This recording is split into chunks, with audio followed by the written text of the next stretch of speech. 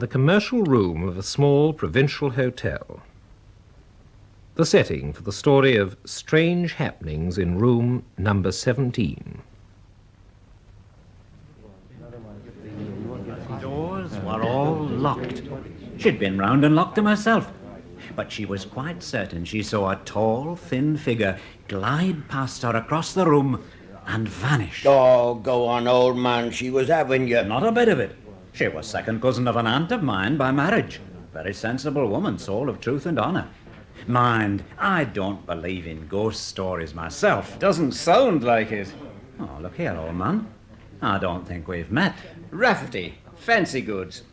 Don't often pass this way. Usually stay at the Crown, but there wasn't a hope tonight. Not surprised. The town's packed. I'm Braithwaite, a knitwear. This is Peel. Kitchen furnishings. How do you do? Yes, you're right. King's Head for me every time. A daft girl at my office forgot to make a booking, and they won't even look at me. Too bad. But I didn't mean to interrupt in that. Ah, it's all right. No, what I was about to say, from the journalistic point of view... I thought you said you... I was once advertisement manager of the Bradford Woolen Goods Journal before I came on the road. Aye. And speaking from the journalistic point of view, I hold that when it comes to ghost stories, they've all been written over and over again. But when it comes to a bit of realism, then what's needed is an open mind. Realism. That's what the public wants nowadays. Now, look at some of these plays they put on. I sometimes wonder what the public's coming to if that's the sort of thing that they... You never can tell with the public. It's like in the fancy business. You never know how it's going to be one month into the next. Yeah, that depends who you are. Huh? The name of Little. Oh, how do you do? How so? You a regular here? Oh, I wouldn't say that. Off and on, you know. What I mean is, if you've got the right push about you, you can make anything go. No, true enough. Now, that story you were just telling, now that's supposed to be true. But to me... I assure you, old chap, my aunt's cousin... Oh, I'm not casting aspersions. I just mean, to me, it wasn't real because there weren't half enough details there. You didn't say when it happened or what the room was like. Well, you can't expect... Or what happened afterwards. What I like is a story about what a man's seen himself. I'm with you there. Now, I could tell you a story. Not another ghost. Hallucinations, that's all it is. No, let him go on. Well, if you like. At any rate, it's not one of these somebody fancied they saw a kind of a something stories. Everything I'm going to tell you is as plain and straightforward as a timetable. Plainer than some. Let's hear it then. Well, to start with, did any of you know Robert Hatteras? Hatteras? What line? Well, I forget now. He was on the road a good many years. Never heard of him. Well, it doesn't matter anyway. Well, he was a good chap. Ex-RAF. Big moustache, you know. Mind you, I didn't know him myself. I never heard of him. What happened took place at a certain commercial hotel. I won't give it a name because that sort of thing gets about. Uh-huh. Whether he did it himself, nobody knew. But they found him on his bedroom floor with his throat cut. Well, sometime later... Here, hold on. What was all that about not filling in the details? You got me there.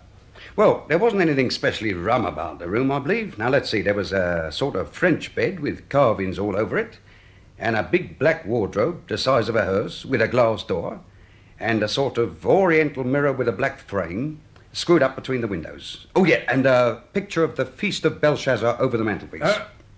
What? Pardon, old man? Oh, nothing. Go on. Let's hear the story. Well, as I was saying, sometime later I found myself in... But I'd better not mention the name of the town either. I found my firm had booked me into that very hotel. It was full, but there was quite a crowd of us in the commercial room after dinner. I got chatting to a fellow in the antiques line. Very pleasant chap. Cooper, I think he was called. The place is pretty full tonight, Mr. Cooper. I've seen it worse. What room you got, Little? In number 17. 17? Oh, you wouldn't catch me in there. Oh, why? Thought they'd closed it up. That's the room where the chaps cut their throats. Eh? Yes, chap called Bert Hatteras began it. You haven't heard about him?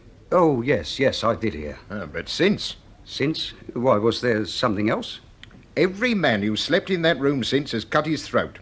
Just like poor old Bert. You're kidding. Well, I'm exaggerating a bit, maybe. There's only been 2 more. 2? 3, counting old Bert. And I'll tell you another thing. Yes? Every one of them was a commercial. Oh, you going now? Yes. Well, just a breath of fresh air before I turn in. Well, pleasant dreams, old man. Oh, can I help you, Mr. Little? Yes, you wouldn't by any chance... Yes? Any hope of changing my room? Well, we are rather full. Doesn't it suit you then? No, it's just that, well, you see, it's over the bar, and I thought I'd like to get an early night. Anything would do. Well... Oh, there's number 16. It might be a little bit quieter. I'm afraid I'll that's take all, it. though. I'll shift my own things. I'm sorry to be a trouble. She didn't let on she knew why you wanted to swap over then. Well, I thought she gave me a bit of a funny look, that's all. Well, let's hear the rest. Well, I shifted my things. I didn't altogether like the idea of being next door to number 17, but there was nothing else for it.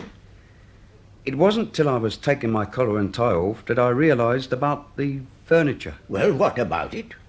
Well, I hadn't taken much notice of the things in number 17, but in my new room I suddenly saw that the bed had carving all over it, that there was a great wardrobe the size of a hearse, and a sort of oriental mirror screwed up between the windows. Go on. Yes, and the Feast of Belshazzar over the mantelpiece. You mean? I saw that although I hadn't got number 17 anymore, I'd got all the furniture that had been in number 17 when Bert Hatteras was done in. Ah, but that made you feel good, eh? I don't mind admitting, amongst ourselves, that when I got back in number 16 again, I looked under the bed and inside the wardrobe. Anybody hiding there? No, nothing. Just a minute, though. Everything you've told us so far about this chap Hatteras and so on, well, it was only hearsay, wasn't it? That's the point. Yeah, it's quite true. I don't ask you to believe any of it. But what I'm going to tell you now is my part of the story. What happened to me in that room? Well, we're all ears. And I'll admit I had a bit of a struggle with myself. I smoked a pipe and I read the evening paper right the way through, advertisements and all. And then I told myself it wasn't in my room, but in the one next door that it had happened. And at last I went to bed. Bet you left the light on. No, I can't sleep with the light on. Did you sleep? Like a top. Until something woke me up. Just a little sort of tapping noise.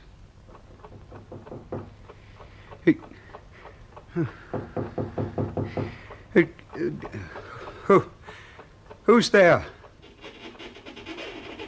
Who is it? They told me you'd be in number 17. Who are you? What do you want? You're Mr. Little, aren't you? What if I am? Who are you?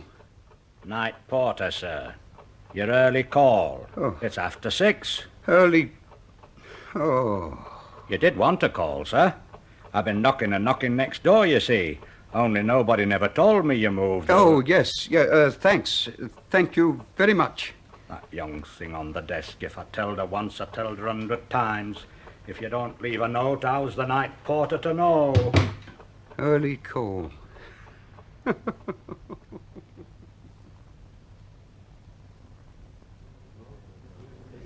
Is that all? I don't think much of that for a story. Oh, wait a minute. You haven't heard the story yet. Well, I hope it improves. It was 6 o'clock on a winter's morning. Pitch dark. I got up and put on the little lamp over the wash basin and got dressed. There wasn't a sound anywhere. I had a wash and I'd just started to shave when I saw something move in the looking glass. It made me jump and the razor nicked into my throat. The big door of the wardrobe had swung open and by a sort of double reflection I could see the bed behind me. On the edge of it sat a man in his shirt and trousers, a man with a great big moustache and the most terrible look of despair and fear on his face that I've ever seen or dreamt of. I stood paralyzed, watching him in the mirror. I couldn't have turned round to save my life. Suddenly, he laughed. It was a horrid, silent laugh that showed all his teeth. They were very white and even. And the next moment he cut his throat from ear to ear. There, before my eyes. Have you ever seen a man cut his throat? The bed was all white before. When I could look round, I did. There was no one in the room. The bed was as white as ever. Well, could you slow down? Oh, that's all. Except that now, of course, I understand how those other poor chaps had come by their deaths. They'd seen this horror, this ghost of Bert Hatteras, you know, and with the shock, their hands must have slipped, like mine did, and they cut their throats before they could stop themselves. Oh, by the way, when I looked at my watch, it was 2:00. There hadn't been any night porter at all. I must have dreamt that. But I didn't dream the other. Oh, yes. And another thing. It was the same room. They hadn't changed the furniture around. They just changed the numbers. It was the same room. I'll just slip out for a moment. Be back in a minute. Probably gone to see if he can change his room. Was my story as good as all that? First rate. The bit that doesn't ring true to me is about those other chaps cutting their throats with a shock. I mean, they'd have had to be using cutthroat razors to do it. Oh, well, yes, I expect so. Well, there aren't many of these things about nowadays. Don't you believe it? I use one myself. Always have done. Nothing to touch them. Oh, do you think so? Swear by a cutthroat. Oh, well. Oh, in any case, I mean, all this was some time ago. Lucky for you, you didn't. Ah, well, now we'll know. We reckoned you'd gone to ask for another room, old man. As a matter of fact, I have. What? Seriously? Yeah, they're moving my things straight away. Lucky for me, number 4's had a cancellation. Well, don't tell us you were in number 16. I was. And it had that same furniture our friend here described. No. And that picture over the mantelpiece. Oh, dear, I am sorry. The cat's out of the bag, then. Yes, it was this hotel I was speaking of. Wait, what? I could do with the drink. No, I'll go. I want a word with the receptionist anyway. Going to ask them to move you into number 16, your old haunt. Oh, hey, haunt! Yes, it happens, I am. You see, it's the best room in the house. I always try for it. What? You mean to say As I said earlier, a chap ought to be able to make anything go, if he uses the right push. Well, I know. I'll bring the waiter back with me. It's the least I can do. Oh, by the way, you were going to say I was lucky not to cut my throat, too. Well, I always use a safety razor. As a matter of fact, they're my line. The safety razors. Won't be a jiffy. David Kossoff in Number 17 by E. Nesbit. It was produced by Charles LeFaux and adapted for the BBC by Michael and Molly Hardwick. And tomorrow's story in this Just Before Midnight series is And No Birds Sing by Ted Willis. BBC Radio 4 Extra. Another supernatural tale now. During wartime, can a soldier overcome a dreadful fear, not of battle, but of a terrifying visitor? The BBC presents The Strange and the Sinister, another of Professor William Croft Dickinson's short stories of the supernatural. Today's story is called Return at Dusk and opens in the University Common Room. Yes, I heard Drummond saying with emphasis, for the rest of my life I shall endeavour to avoid looking into a mirror at twilight. For a moment there was dead silence in the common room. That our professor of anthropology should